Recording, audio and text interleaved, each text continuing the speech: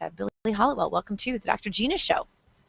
Hey, thanks for having me. Absolutely my pleasure. Now, this is your maiden voyage here on the ocean with us on the Dr. Gina Show, and we want to let people know that you are writing all the time on things regarding faith, and I guess some other things too, but generally speaking, faith perspective. What is the state of the faith in our nation right now, Billy? You know, I think it's a really, really interesting question, and you have so many Americans who feel like their faith is under siege, that the government is not respecting them, and you have a contraceptive mandate debate. You know, there's a lot of things going on in the country right now, and then on the flip side, you really do have this moral decay that's going on. So you've got a lot of people who are prepared to, I think, stand up for their faith and really push to ensure that the government respects it, but then you also have this sort of underlying issue of morality that seems to be decreasing. You look at media, you look at sort of everything that's happening, and it's almost scary in a lot of ways to many people because they feel like the nation's losing its value. So I think we're in a really intriguing and odd place right now when it comes to faith, and it's really a time where people of faith need to stand up, I think, and make their voices heard. It seems like there is, and is this my imagination or not, but it seems like there's more vitriol directed at Christians than ever in American history. Specifically speaking to the post on the whole situation of Rick Warren's son. What in the world? What is going on here? Why is this happening? Is it just the anonymity of social media? You know, I think that's a big part of it. People sort of hide behind their, you know, like people like you and I, we go out there with our names and we put our names out there and we put our thoughts and our coverage and our opinions out there. But a lot of people hide behind Facebook, they hide behind Twitter, and they're able to say things that they may never have said before to somebody's face.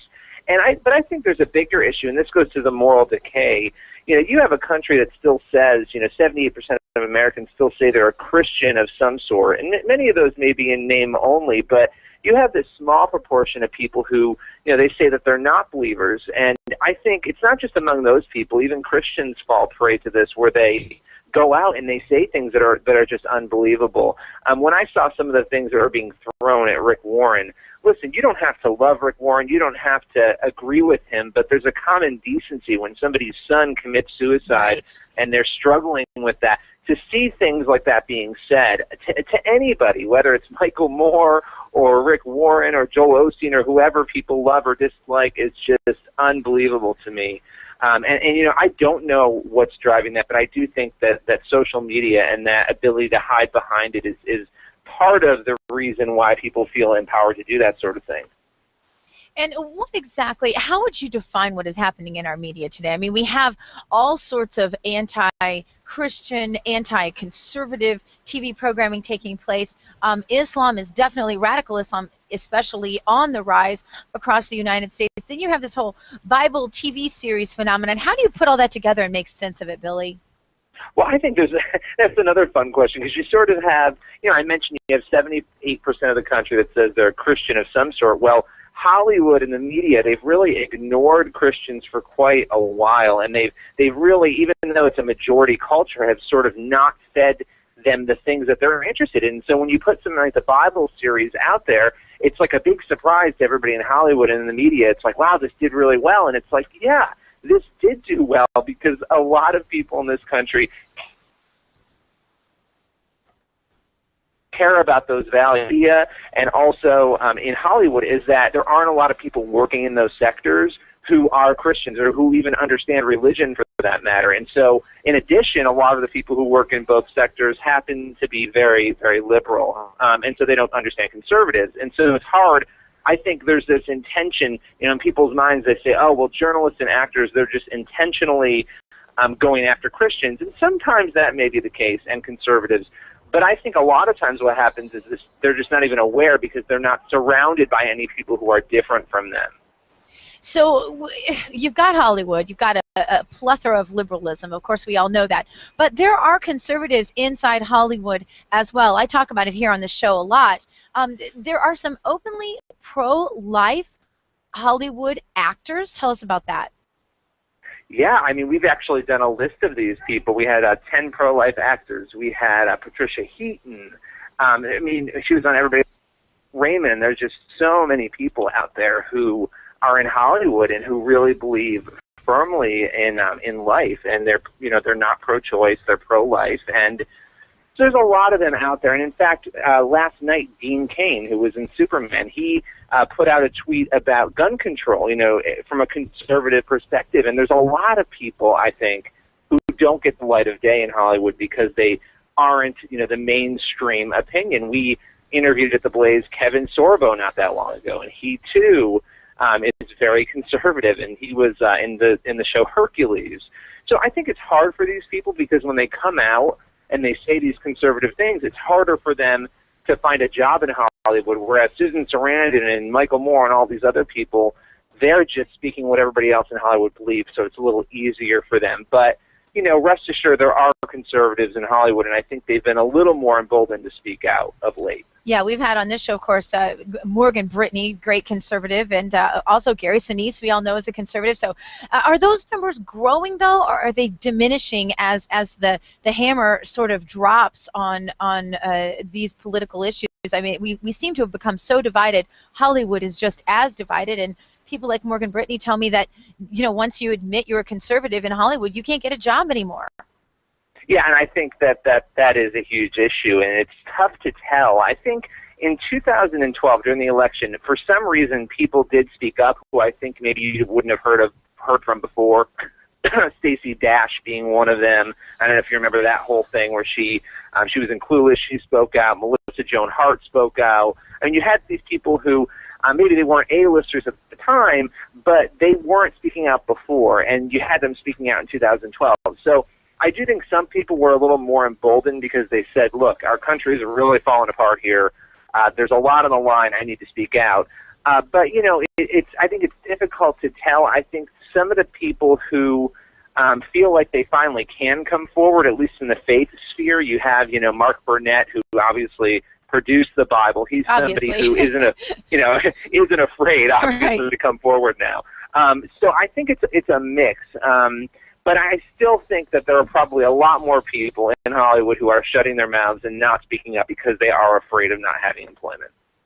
Yeah, no question about that. One of the things that that we all look at as conservatives are the differences among our own faiths. Of course, Glenn Beck being a great example of somebody who has a faith that wasn't very well represented in politics, that now is very well represented because of the Blaze and other projects he's done. What do you say to folks who say, but we're so different faith-wise that we shouldn't be aligned politically? What do you say to those people?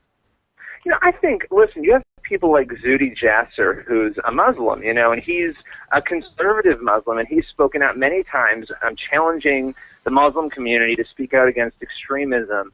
A lot of the values that he embraces he's a conservative. They're the same values that a lot of Christian conservatives in America embrace. So I think, there's an importance in finding people who have core values, whether they're Jewish, Mormon, evangelical, Catholic, whatever they are, and working together on a lot of these issues. There are always going to be disagreements. There's always going to be, infighting and all of that, even within denominations that are supposed to be comprised of people who agree. So there's an importance, I think, when you look at what's happening in the country and just a togetherness in addressing especially the moral issues and the decay that we're seeing. But by and large, and this has to be depressing news to you, but it also tells you exactly what your job is. By and large, people of faith do not vote. Only 20% of people who actually warm the pews on Sunday get out to vote in a general election. The numbers are even more miserable when you look at a primary election.